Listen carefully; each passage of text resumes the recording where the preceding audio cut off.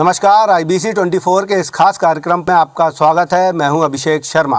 आज हम बात करेंगे अपने प्राकृतिक सौंदर्य और अनूठी शिल्पकला के लिए पूरी दुनिया में मशहूर जबलपुर के भेड़ा घाट की। भेड़ा घाट एक ऐसा पर्यटन स्थल है जहां सफ़ेद संगमरमर के पत्थरों पर शिल्पकार अपनी कला का जादू बिखेरते हैं। तो यहां आने वाले पर्यटक पत्थरों पर होने वाली इस शिल्पकला को देखकर ठहर जाते हैं। यही वजह है कि टूरिस्ट अपने साथ इस कला को यादों के तौर पर सहेजने साथ लेकर जाते हैं। लेकिन वक्त के साथ पत्थरों पर होने वाली ये शिल्पकला दम तोड़ने लगी है।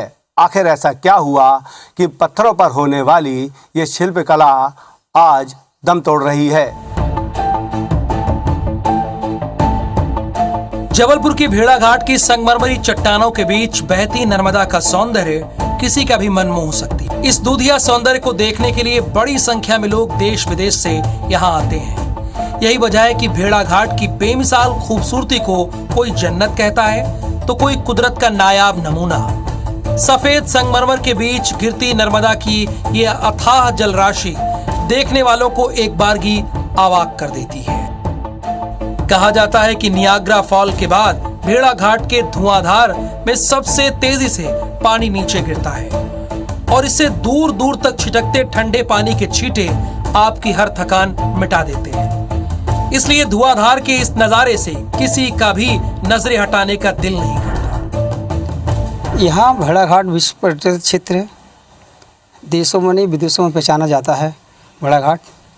यहाँ संगमरमर की वादियाँ जो हैं वहाँ खूबसूरती चट्टानों से एक गौरा पत्थर करके एक मार्बल निकलता है।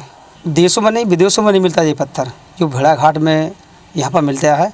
और जो पर्यटन के क्षेत्र से जाना व पहचाना जाता है, इसलिए बाहर से जो लोग आते हैं इसको ले जाते हैं और अपना नाम भी डलवाते हैं और मूर्तियाँ भी बनवाते हैं।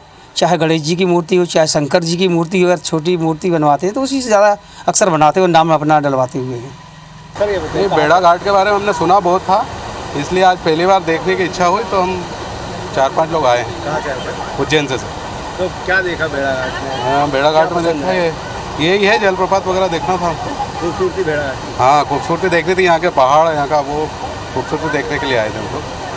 और जो यहाँ पर मार्बल जो पत्थर है, मार्बल है जी, उसकी जो शिल्पकला होती है वो कहीं आपने देखी इसके पहले? नहीं, उससे पहले कहीं नहीं देखी। अभी हम उधर से आ रहे थे तो अलग अलग तरह के वो बने हुए हैं, तो हम जाते टाइम उसके याद के तौर पर उनको लेके जाएंगे। ये ब्यूटीफुल लोकेशन है और मतलब कि संस्कार बढ़ाने का सबसे बेस्ट है और बढ़िया। क्या बोलते हैं, मैं जबलपुर का लोकल हूँ, यहाँ पे यहीं पे रहता हूँ और ये बहुत बढ़िया फुल लोकेशन है। सबको आना चाहिए, जो भी है बढ़िया आए घूमें यहाँ पे और एंजॉय करें यहाँ पे फैमिली के साथ। बढ़िया। भेड़ा घाट संगमरमर ऊंचे ऊंचे पहाड़ों के लिए मशहूर है। इसके साथ ही इसकी प्रसिद्धि की एक वजह और है, वो है यहाँ का संगमरमर के पत्थरों पर होने वाली शिल्पकारी।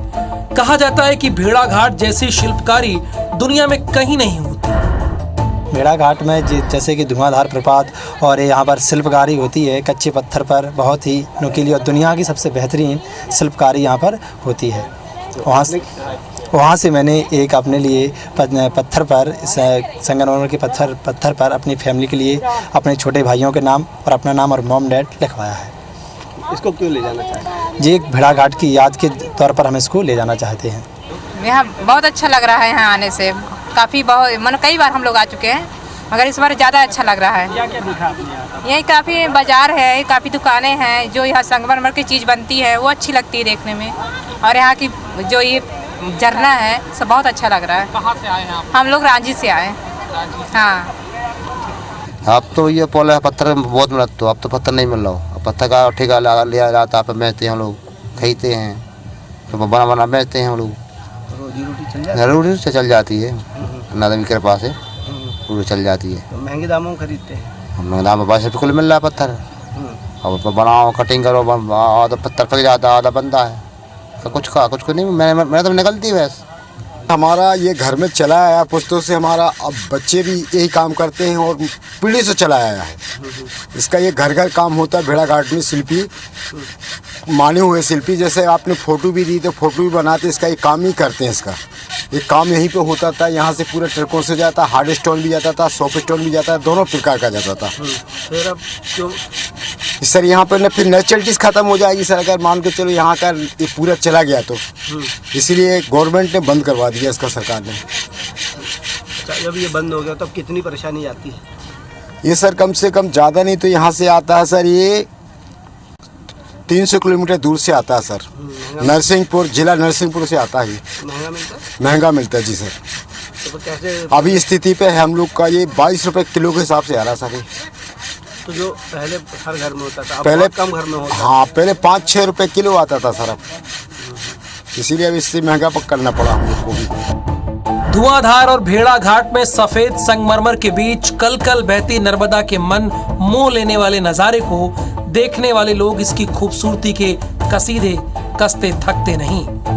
लेकिन पत्थरों पर अब होने वाली इस शिल्प कला पर अब संकट मंडराने लगे हैं।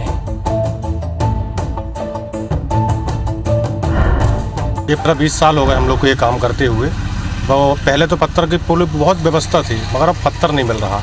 पत्थर ना मिलने की वजह से हम लोग मजदूरी कर रहे हैं, ये भी दूसरों की दुकानों में लग के काम कर रहे हैं। और कई लोग तो ऐसे हैं कि मजदूरी करने जा रहे हैं, कोई खेती में जा रहा है, कोई ईंट गारा का काम कर रहा है। क्या करें, पत्थर नहीं मिल रहा है। और सरकार की तरफ से कोई भी मदद नहीं है, ना नगर पंचायत की तरफ से है, ना सरकार की तरफ से। और पत्थर मिलता भी तो इतने रेट ज़्यादा हैं कि पत्थर का निकालें कि मजदूरी निकालें कि अपनी खाने पीने के लिए निकालें, कुछ भी नहीं मिल रहा है। हमारे पिताजी और हमारे और नाना वो करते रहे ये काम, उसके बाद फिर हम लोग काम करते हैं। अभी 30 साल हो गए हमको काम करते हुए, इस मूर्तियाँ बनाते हुए, और पूरे बस्ती का काम करते रहे मूर्तियों का। फिर ये पत्थर का न मिलने से सब लोग मजदूरी करने लगे, कोई मूर्ति बनाने लगा। ऐसा मतलब माना जाता है कि पत्थर नहीं मिल रहा है यहाँ पर अभी। हाँ, काम नहीं होता है यहाँ मूर्ति का? मूर्ति का काम नहीं होता, बहुत कम होता है, मजदूरी कर रहे हैं लोग। कितने घरों में होता है अब काम? यहाँ तो होता है 10-12 घर में बस। पहले कितने घरों में? पहले 200 घर में होता था। वजह क्या है? पत्थर नहीं मिलने का। हाँ, कीमत मिलती है? नहीं, कीमत नहीं मिलती, वो तो मजदूरी तरीका है। जी जी। हाँ, पेट पालना है और कुछ नहीं। सरकार ने कुछ नहीं किया? नहीं, सरकार ने कुछ नहीं किया। एक समय था जब शिल्पकारी का काम भेड़ाघाट के हर घर में होता था, लेकिन आज सिर्फ 30 से 40 घरों में ही पत्थरों पर शिल्पकारी का काम हो रहा है। संगमरमर के अभाव में जहां पत्थर पर होने वाली शिल्पकला दम तोड़ रही है, तो वहीं शिल्पकार भी अपने इस हुनर को अलविदा कहकर काम की तलाश में पलायन कर रहे हैं। ये हैं होरीलाल श्रीपाल। होरीलाल जितनी लगन और मेहनत से समोसे बना रहे हैं, एक समय में इतनी ही लगन और मेहनत से संगमरमर के पत्थरों पर अपनी कला का जादू दिखाते थे।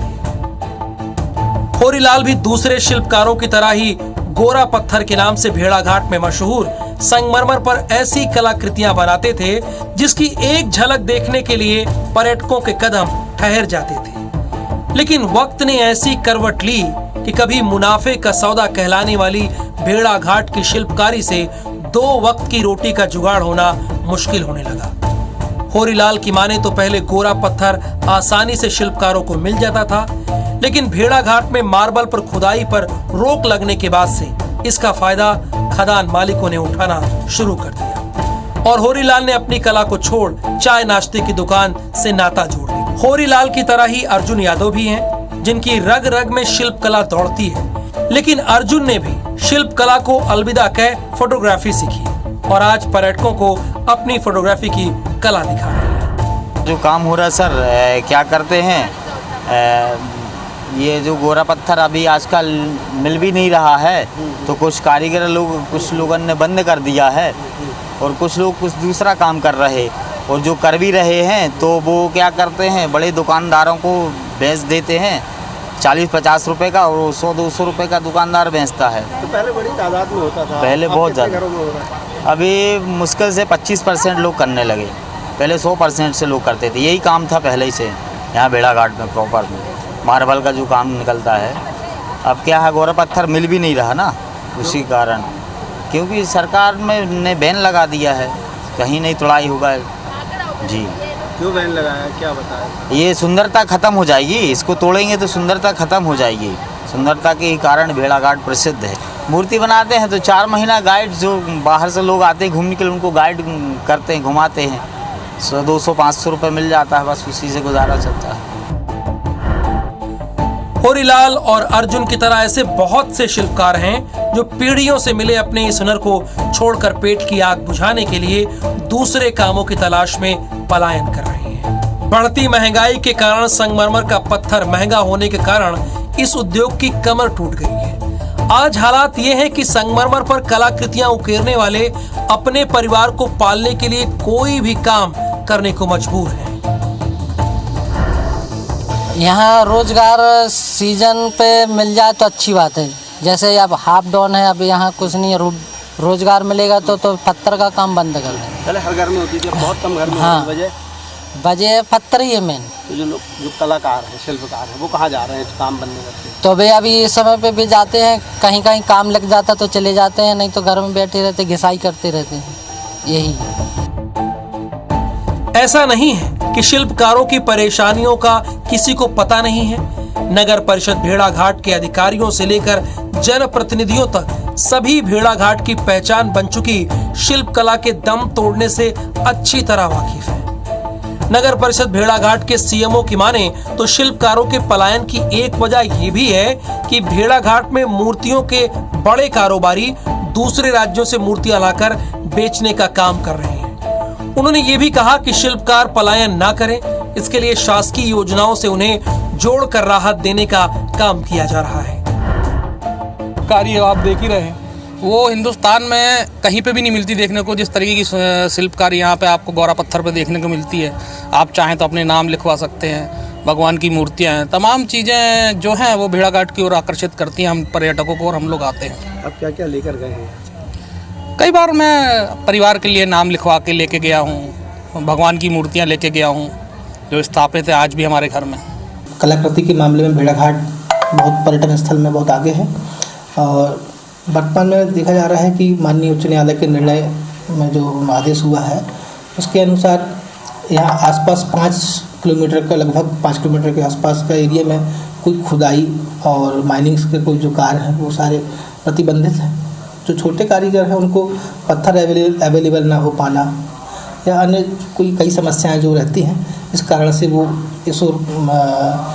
जनरली वो वर्कर के रूप में ही काम कर पाते हैं। स्वयं का काम फिर कर पाना थोड़ा सा संभव नहीं हो पाता है आर्थिक स्थिति को देखते हुए। हालांकि हमने काफ़ी प्रयास किया है कि हम अपनी जो शासकीय योजनाएं हैं उनसे उन्हें जोड़ने का निरंतर प्रयत्न कर रहे हैं।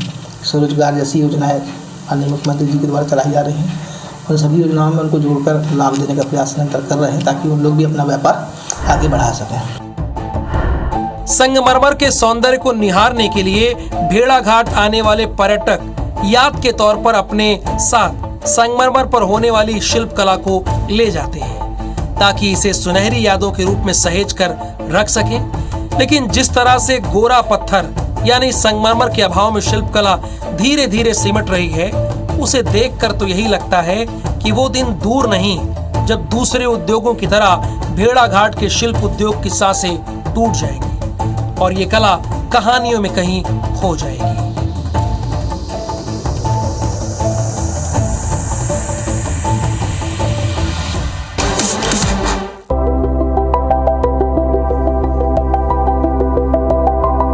भेड़ाघाट की प्राकृतिक सुंदरता और संगमरमरी शिल्पकला भले ही पूरी दुनिया में अपनी पहचान बना चुकी हो, लेकिन यहाँ के शिल्पकारों की हुनर की कीमत उनकी जिंदगी है।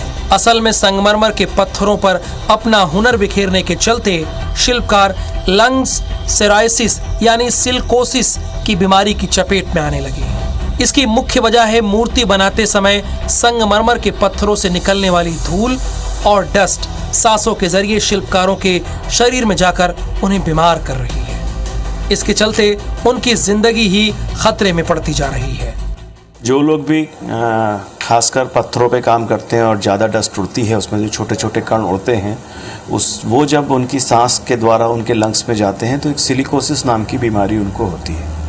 ये जो सिलिकोसिस बीमारी होती है ये एक इंटरस्टिशियल लंग डिजीज़ होती है, और इसकी एक बात ये होती है कि एक बार ये सेट हो जाए तो ये आगे प्रोसीड करती है, और इससे कई बार नहीं अक्सर ही लोग मृत्यु को प्राप्त होते हैं और बड़ी धीमी और बड़ी कठिन मृत्यु को प्राप्त होते हैं। कि आज अगर भेड़ाघाट में आप देखें तो हमारे जो शिल्पी पूर्व में थे, मैंने एक बार मैं अध्यक्ष था 2000 से 15 तक था, मैंने सर्वे कराया था। उस समय हमारे यहाँ 70 महिलाएं जो 40 साल से ऊपर थी वो विडो हैं। उसका सिर्फ कारण ये है कि चूँकि हार्ड स्टोन और सॉफ्ट स्टोन में जब मूर्ति का काम करते हैं, जब वो मुंह से फूंकते हैं या कटर चलाते हैं या मशीनें चलाते हैं तो वो डस्ट उनके अंदर जाती है। जबलपुर का भेड़ाघाट अपने संगमरमर के सौंदर्य के लिए जहां पूरे विश्व में विख्यात है, वहीं सदियों से भेड़ाघाट में मार्बल पर होने वाली शिल्प कला लोगों को अपनी ओर आकर्षित करती रहती है, क्योंकि यहाँ मार्बल पर शिल्पकारी की जाती है। लेकिन भेड़ाघाट के शिल्प उद्योग पर जहाँ संकट के बादल मंडराने लगे हैं, तो वहीं संगमरमर के पत्थरों को तराश कर उन्हें नायाब बनाने वाले शिल्पकारों का हुनर ही उनका दुश्मन साबित हो रहा है। सिलिकोसिस के चलते जहां शिल्पकार कई गंभीर बीमारियों की चपेट में आ जा रहे हैं, तो कई शिल्पकार सिलिकोसिस की चपेट में आकर दुनिया से रुखसत तक हो गए हैं। ये नुकसानदायक है। इसमें पाउडर जो अंदर जाता है उसमें तो बीमारी होती है, कोई वो ज़्यादा ही बीमार भी हो जाते हैं, वो गुजर जाते हैं। ऐसे कितने लोग गुजर गए? यहाँ बहुत से लोग गुजर गए। यहाँ से हमारी आंखों देखी कम से कम 20 लोग चले गए भी हमारे सामने के, जो हमारे साथ के लड़के थे, दोस्त भाई थे, वे भी निकल गए। वो डस्ट से काफ़ी ऐसे कुछ बीमार हो गए हैं जिसको अभी जैसे उसको किसी को टीबी हो गई है और उसको क्योंकि उसकी डस्ट बहुत इतनी खतरनाक है सर कि कई कलाकार तो उसी चला के और मूर्तियाँ बना के ख़त्म हो गए हैं। जी जी। उसमें डस्ट में बहुत बड़ा अंतर भी पड़ रहा है सर कि जो लोगों की मौत हो रही है, तो सरकार कुछ ध्यान नहीं दे रही है। मैं तो यही कहूँगा कि शासन से कुछ ऐसी सहायता मिली जाए कि उनको ये डस्ट का जो ये हो रहा है उसमें कुछ सेफ्टी हो उसकी, कि वो कलाकारों का जीवन तो चलता रहे, उनके बच्चों का भरण पोषण कैसे हो, इसके लिए शासन से मैं यही मांग करता हूँ। आज हमें बड़ा दुख है इस बात का, बहुत खेद है इस बात का कि हम संगमरमर की वादियों में बैठे हुए हैं और हमारे जो शिल्प कला है वो यहाँ धीरे धीरे समाप्त होती चली जा रही है। उसका कारण है कि शासन हमारे शिल्पियों को आज तक कोई मदद नहीं कर पा रही है, जबकि शासन के हाथ में सारी चीज़ें हैं और सब मदद करने, अगर शासन चाहे तो मदद कर सकती है। असल में जानकारों के मुताबिक शिल्पकारों में सिलिकोसिस का होना आम बात होती है, क्योंकि शिल्पकार लगातार पत्थरों की कटाई करने के साथ उनको नया रूप देने के लिए तराशते हैं। इसी वजह से पत्थरों से निकलने वाली धूल और कण सांस के जरिए उनके शरीर में जाकर जमा होते हैं।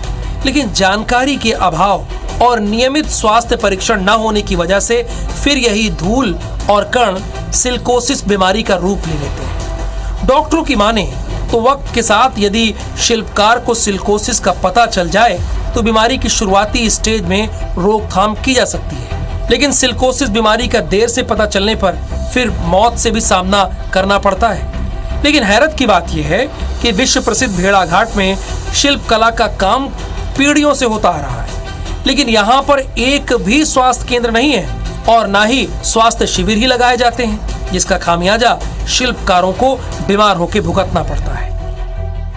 उनका डस्ट एक्सपोजर कम किया जाए कि उनको सबसे पहले तो उनको मास्क लगाना चाहिए, लेकिन उससे भी ज़्यादा एक जो ज़रूरी बात है वो ये है कि हर उनको 3 से 4 महीने में उनका कंपलसरी एक्सरे कराया जाना चाहिए, ताकि शुरुआत में ही उसको पकड़ा जा सके और जैसे ही अपन ने उसको पकड़ लिया तो अपन उसमें और कोशिश करके कि आगे उसको एक्सपोजर ना हो, क्योंकि हर व्यक्ति जो को डस्ट से सिलिकोसिस नहीं होता, कुछ लोगों को होता है।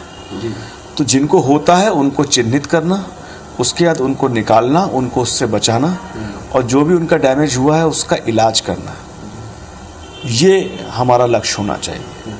यहाँ स्थानीय तौर पर नगर पंचायत भेड़ाघाट में लगातार जिस तरह से अस्पताल की मांग करते आ रहे थे, वो अस्पताल आज भी यहाँ उपलब्ध नहीं हो पाई है। उस वजह से यहाँ 30-40 साल में लोग काल के गाल में समा जाते हैं, मेहनत करते करते समा जाते हैं। और उसका भी एक कोई कारण है कि अगर यहाँ पर स्थानीय हॉस्पिटल उपलब्ध कराई जाए तो वो समय से अपना ट्रीटमेंट कर सकते हैं और वो अपने जीवन बचा सकते हैं, अपने बच्चों का लालन पालन कर सकते हैं। लोग जिसे पत्थर वाली बीमारी कहते हैं उसे मेडिकल भाषा में सिलिकोसिस कहा जाता है। सिलिकोसिस एक फाइब्रोटिक फेफड़े की बीमारी है जो सिलिका यानी पत्थर के कण को सांस के जरिए अंदर जाने से होती है।